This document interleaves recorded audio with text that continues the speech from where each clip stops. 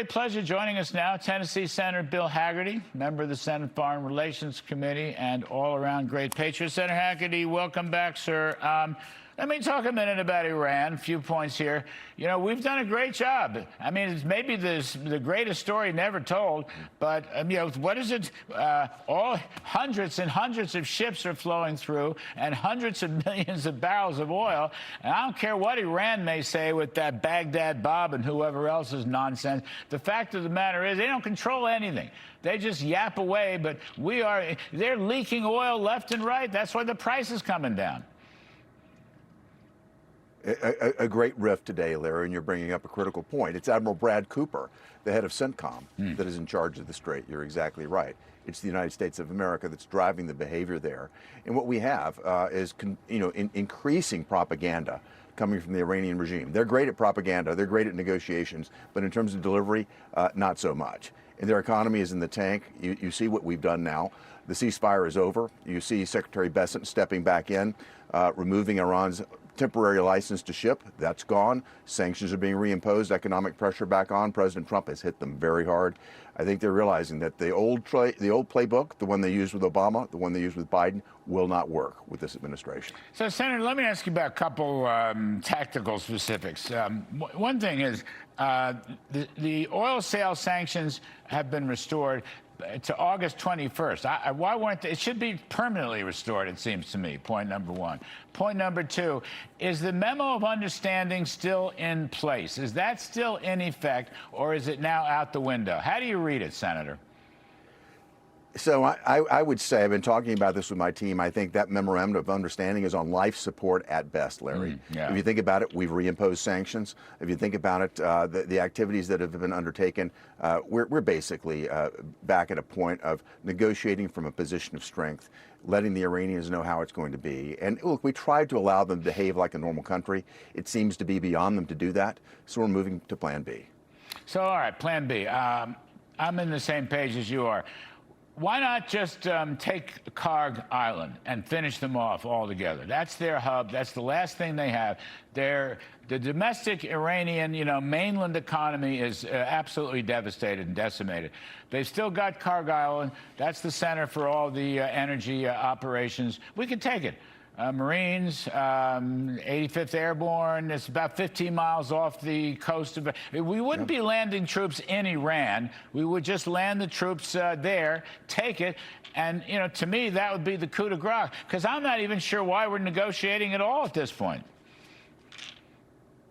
Well, Larry, the last thing I want to do is get ahead of the president and Admiral Cooper in terms of how they're going to execute this. If you recall, when we stopped the process, the target package that Admiral Cooper originally started with, we'd completed about 75 to 80% of it before we went into the ceasefire mode.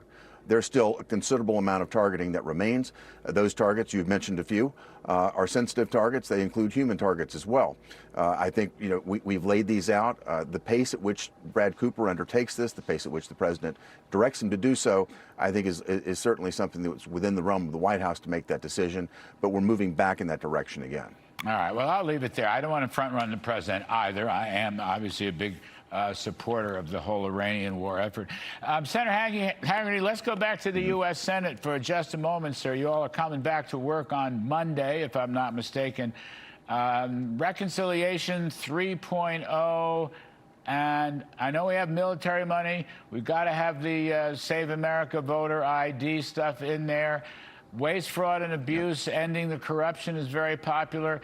And I am pushing hard, along with friends of mine, Steve Forbes and Art Laffer and Steve Moore and some others. I think there should be a capital gains tax cut in there, index it for inflation, increase the exemption for the sale of a home. That would help solve the housing problem. That would put a growth, another growth factor into the story, for the midterms, but also for just the American people. So how about the tax component? Let's start there. I think it could be incredibly effective, Larry. You're exactly right. And you, yourself, Steve, Art, you know, it's just a wonderful group, great thinkers, and you've always been right about this. Indexing the capital gains on housing makes complete sense. Why should the consumer, why should the everyday man and woman in America pay for the inflation that Joe Biden created? That's exactly where we are. This will unleash housing stock. It'll unleash supply. It's a supply and demand problem right now that's made housing unaffordable. That's a great step. Another piece I'd like to highlight has to do with the regulatory front, and that would be adopting my piece of legislation that basically deals with taking away the $100,000. That's been the quantification of the cost of the regulatory cost on the average home in America, permitting, et cetera, that takes place, about $100,000 added to the cost of a home here in America. That is something we need to address, you know, first and foremost. My Freedom to Build Act would do just that. It would build on top of what we've already done with the housing bill, and I think just another area to move us in the right direction to lower costs for Americans. The reconciliation bill, this is something that we've proven that we can do.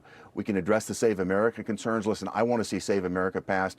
I'm a co-sponsor. I voted for it every time. I'm willing to move every direction we can, but we know we can make reconciliation work, and I think my colleagues in the House of Representatives are working away right now. You've talked about this early on, Larry, in terms of how to budgetize this, and I'm very pleased to see us moving in that direction. So we'll also add defense in this as well. Well, look at, yes, the military spending is also very, very important, terribly important. Don't want to leave that out.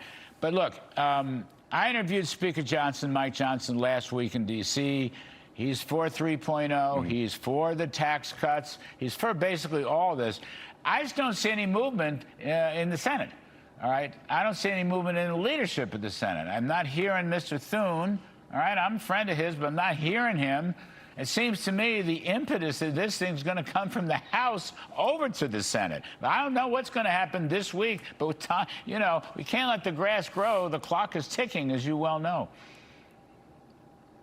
I agree with you, Larry. We've got a short period of time here before we get into the zone, if you will, of the fall election. I think the opportunity space is right before us. The House is working away. I'm looking forward to getting Reconciliation 3.0 underway, and I appreciate the House taking the lead and moving it forward. So is there, in the committees, I mean, is the Lindsey Graham Budget Committee, you got the Senate Finance Committee, you got a lot of work to do. I just, why am I wrong to be worried? Am I wrong to worry that when you left town, nothing much was on the table? I mean, I'm just not hearing it, Senator Hagerty.